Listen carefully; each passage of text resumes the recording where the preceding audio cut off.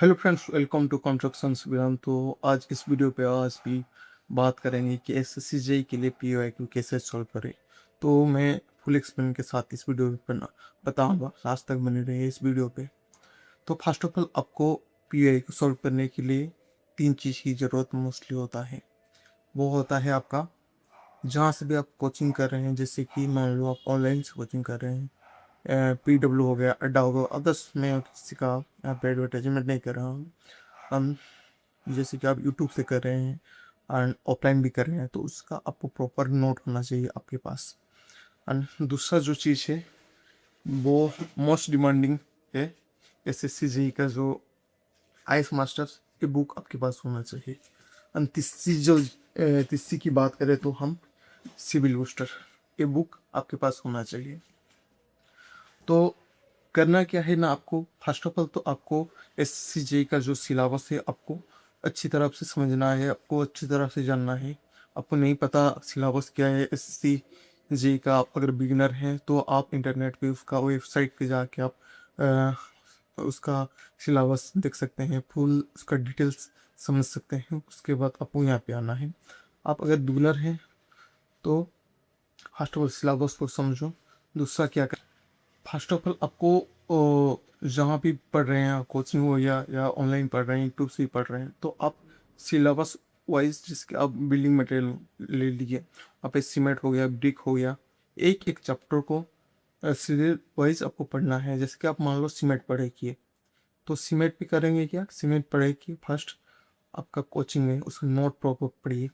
दूसरा चीज़ क्या हो, नोट पढ़ने के बाद आप जो आईएएस मास्टर का जो पीआईक्यू बुक है उसमें आइए, आपको टॉपिक वाइज सिलेबस को समझना पड़ेगा। जैसे कि हम बिल्डिंग मटेरियल लेंगे तो वहाँ पे सीमेंट एक सब्जेक्ट है, दूसरा है ब्रिक्स, अदर्स कुछ आप सिलेबस देख सकते हैं। उसको क्या करना है ना, आपको फर्स्ट ऑफ ऑल आपको जो कोचिंग पे आप जो पढ़ रहे हैं उसको आप पढ़ना है एंड प्रॉपर उसको समझना है। देन आपको जो सिविल का बूस्टर बुक है उसमें आ जाना है। इसमें आपको अ, देख सकते हैं सिलेबस वाइज वहाँ पे आपको दिया हुआ है, उस तरह आपको पढ़ाई करना है। उसके बाद आपको टॉपिक वाइज आईएएस मास्टर जो वहाँ पे जाना है उसको वहाँ पे आपको सॉल्व करना है। ऐसे नहीं कि सब कुछ आप पढ़ लिए उसके बाद जाके आप सिलेबस पीवाईक्यू लगा रहे हैं, ऐसे नहीं होना चाहिए। आपको पहला पढ़ना चाहिए, एक जो टॉपिक पढ़े कि सब्जेक्टिव वो आपको सिविल बूस्टर में ही पढ़ना चाहिए।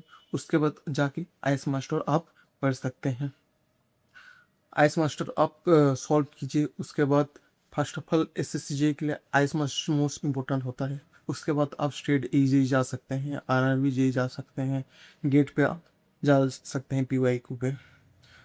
जब आप बिगनर हैं, फर्स्ट टाइम आप पीवाईक्यू सॉल्व कर रहे हैं, तो जो आईएएस मास्टर हो वहाँ पे एक चीज़ देखना, क्वेश्चन होगा, फिर उसके बाद नीचे आंसर होगा। आपको आंसर देखना नहीं है, आंसर बाद में देखना है।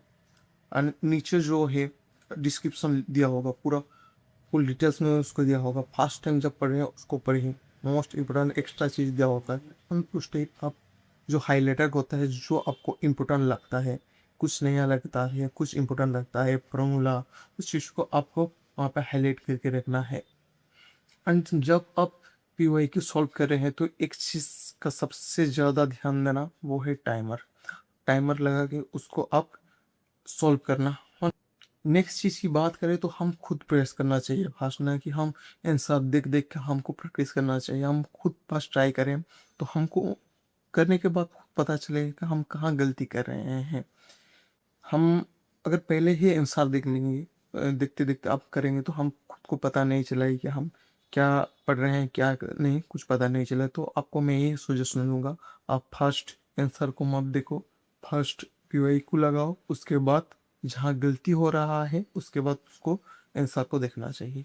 नेक्स्ट की बात करें तो आंसर को आप समझिए। जब भी आप पीवाईक्यू सॉल्व कर रहे हैं तो ये देखिए कि जब चार ऑप्शन होता है तो एक जो सही हुआ वो क्यों सही हुआ, एंड जो तीन था उसमें तीनों में, चारों में से तीन क्यों गलत हुआ, उस चीज़ को आप देखिए। एंड ऐसे भी बहुत सारे क्वेश्चन आपको देखने को मिलेगा जो कि आप एक तो ठीक होगा, राइट होगा अपन, एंड तीन उसका भी कुछ अलग होगा, स्पेसिफिक कुछ अलग चीज होता है, उसको आप अलग नोटबुक पे बनाए, जो गलती हो रहा है उस नोटबुक पे बनाए। नेक्स्ट की बात करें तो एक मिस्टेक नोट बनाए, वहाँ पे करेंगे क्या ना, अगर आपका जो गलती हो रहा है उसको वहाँ पे कॉपी करके लिखिए, लिखिए वहाँ पे क्या गलती हो रहा है एंड क्यों गलती हो रहा है उस चीज़ को, ये वो लिखिए एंड उसको बार बार रिवाइज करिए। सबसे बड़ा चीज़ जो है प्रिपरेशन पे, वो मोस्टली मेन जो चीज़ है वो है रिवीजन का खेल होता है। आप हर दिन जितना भी पढ़ाई करिए वो मैटर नहीं करता है, हर दिन 1 हाउस आपके सोने से पहले रिवीजन रखना बहुत इंपॉर्टेंट है।